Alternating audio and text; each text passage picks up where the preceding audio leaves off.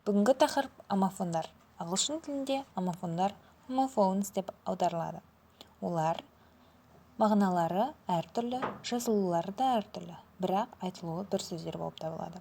Бірінші сөз allowed. Allowed рұқсат етілген. Smoking is not allowed here. Бұл жерде темекі шегуге рұқсат етілмеген. Allowed екінші мағынасы дауыстап оқу. I hate it when she reads aloud. Ол дауысын шығарып оқыса, мен оны ұнатпаймын. Екінші сөз ant. Құмырсқа. Ants work hard all summer.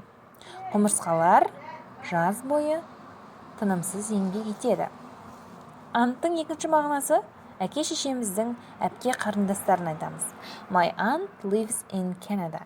Менің тетем Канадада тұрады. Ball, доп.